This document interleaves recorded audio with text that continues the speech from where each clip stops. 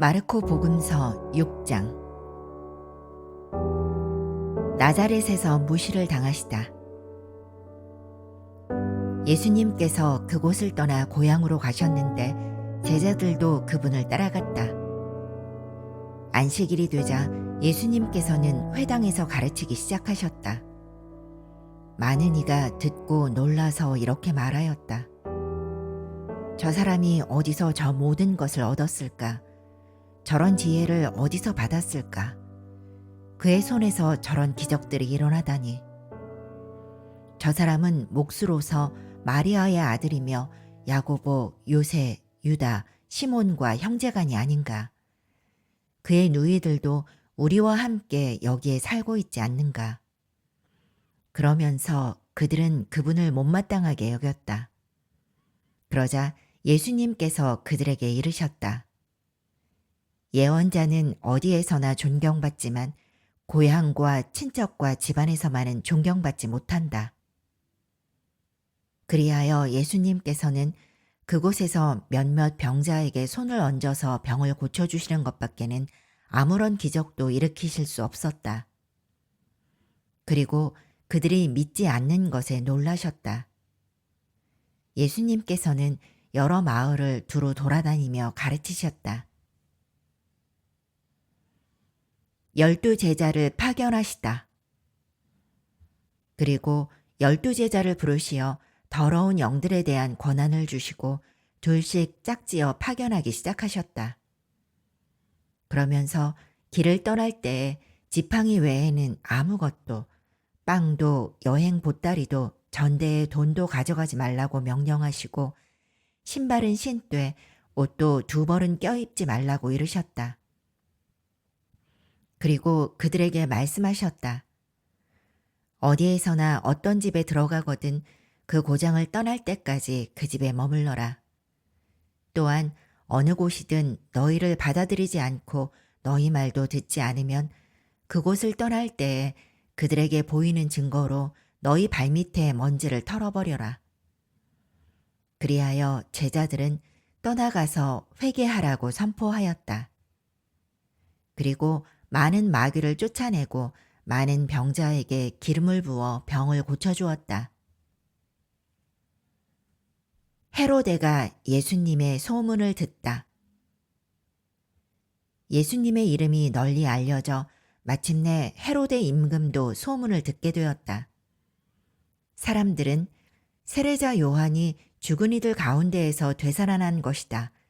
그러니 그에게서 그런 기적의 힘이 일어나지 하고 말하였다. 그러나 어떤 이들은 그는 엘리야다 하는가 하면 또 어떤 이들은 옛 예언자들과 같은 예언자다 하였다.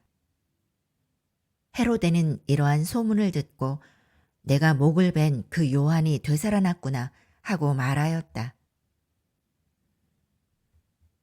세례자 요한의 죽음. 이 헤로데는 사람을 보내어 요한을 붙잡아 감옥에 묶어둔 일이 있었다. 그의 동생 필리포스의 아내 헤로디아 때문이었는데 헤로데가 이 여자와 혼인하였던 것이다. 그래서 요한은 헤로데에게 동생의 아내를 차지하는 것은 옳지 않습니다 하고 여러 차례 말하였다. 헤로디아는 요한에게 앙심을 품고 그를 죽이려고 하였으나 뜻을 이루지 못하였다. 헤로데가 요한을 의롭고 거룩한 사람으로 알고 그를 두려워하며 보호해 주었을 뿐만 아니라 그의 말을 들을 때 몹시 당황해하면서도 기꺼이 듣곤 하였기 때문이다. 그런데 좋은 기회가 왔다.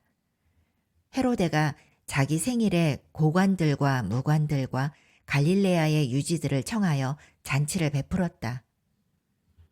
그 자리에 헤로디아의 딸이 들어가 춤을 추어 헤로데와 그의 손님들을 즐겁게 하였다. 그래서 임금은 그 소녀에게 무엇이든 원하는 것을 나에게 청하여라. 너에게 주겠다. 하고 말할 뿐만 아니라 내가 청하는 것은 무엇이든 내 왕국의 절반이라도 너에게 주겠다. 하고 굳게 맹세까지 하였다. 소녀가 나가서 자기 어머니에게 무엇을 청할까요? 하자 그 여자는 세례자 요한의 머리를 요구하여라 하고 일렀다. 소녀는 곧 서둘러 임금에게 가서 당장 세례자 요한의 머리를 쟁반에 담아 저에게 주시기를 바랍니다 하고 청하였다. 임금은 몹시 괴로웠지만 맹세까지 하였고 또 손님들 앞이라 그의 청을 물리치고 싶지 않았다. 그래서 임금은 곧 경비병을 보내며 요한의 머리를 가져오라고 명령하였다. 경비병이 물러가 감옥에서 요한의 목을 베어 머리를 쟁반에 담아다가 소녀에게 주자 소녀는 그것을 자기 어머니에게 주었다. 그 뒤에 요한의 제자들이 소문을 듣고 가서 그의 주검을 거두어 무덤에 모셨다. 5,000명을 먹이시다. 사도들이 예수님께 모여와 자기들이 한 일과 가르친 것을 다 보고하였다.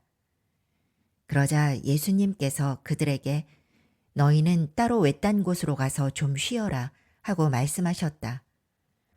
오고 가는 사람들이 너무 많아 음식을 먹을 겨를조차 없었던 것이다.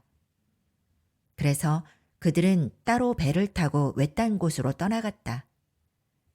그러자 많은 사람이 그들이 떠나는 것을 보고 모든 고을에서 나와 육로로 함께 달려가 그들보다 먼저 그곳에 다다랐다. 예수님께서는 배에서 내리시어 많은 군중을 보시고 가엾은 마음이 드셨다. 그들이 목자 없는 양들 같았기 때문이다. 그래서 그들에게 많은 것을 가르쳐 주기 시작하셨다. 어느덧 늦은 시간이 되자 제자들이 예수님께 다가와 말하였다. 여기는 외딴 곳이고 시간도 이미 늦었습니다. 그러니 저들을 돌려보내시어 주변 촌락이나 마을로 가서 스스로 먹을 것을 사게 하십시오. 예수님께서 너희가 그들에게 먹을 것을 주어라 하고 이르시니 제자들은 그러면 저희가 가서 빵을 200데나리오너치나 사다가 그들을 먹이라는 말씀입니까? 하고 물었다. 예수님께서 그들에게 너희에게 빵이 몇 개나 있느냐 가서 보아라 하고 이르셨다. 그들이 알아보고서 빵 5개 그리고 물고기 2마리가 있습니다 하고 대답하였다. 예수님께서는 제자들에게 명령하시어 모두 푸른 풀밭에 한 무리씩 어울려 자리 잡게 하셨다. 그래서 사람들은 100명씩 또는 50명씩 떼를 지어 자리를 잡았다. 예수님께서는 빵 5개와 물고기 2마리를 손에 들고 하늘을 우러러 찬미를 드리신 다음 빵을 떼어 제자들에게 주시며 사람들에게 나누어 주도록 하셨다. 물고기 2마리도 모든 사람에게 나누어 주셨다.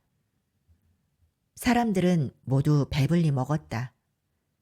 그리고 남은 빵 조각과 물고기를 모으니 12광주리에 가득 찼다. 빵을 먹은 사람은 장정만도 5,000명이었다. 무리를 걸으시다.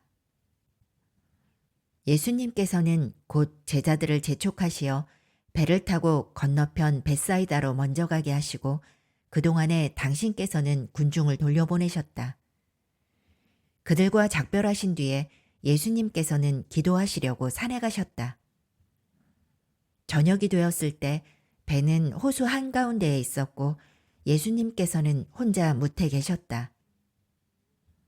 마침 맞바람이 불어 노를 젓느라고 애를 쓰는 제자들을 보시고 예수님께서는 새벽녘에 호수 위를 걸으시어 그들 쪽으로 가셨다. 그분께서는 그들 곁을 지나가려고 하셨다. 제자들은 예수님께서 호수 위를 걸으시는 것을 보고 유령인 줄로 생각하여 비명을 질렀다. 모두 그분을 보고 겁에 질렸던 것이다. 예수님께서는 곧 그들에게 말씀하셨다. 용기를 내어라. 나다 두려워하지 마라.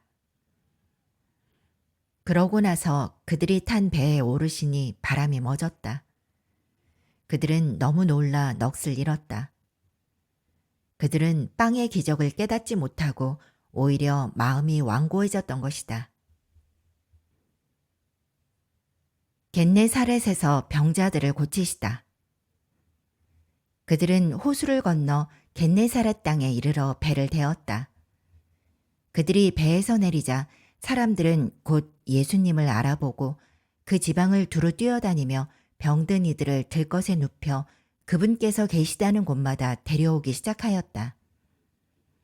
그리하여 마을이든 고을이든 촌락이든 예수님께서 들어가기만 하시면 장터에 병자들을 데려다 놓고 그 옷자락술에 그들이 손이라도 대게 해주십사고 청하였다. 과연 그것에 손을 댄 사람마다 구원을 받았다.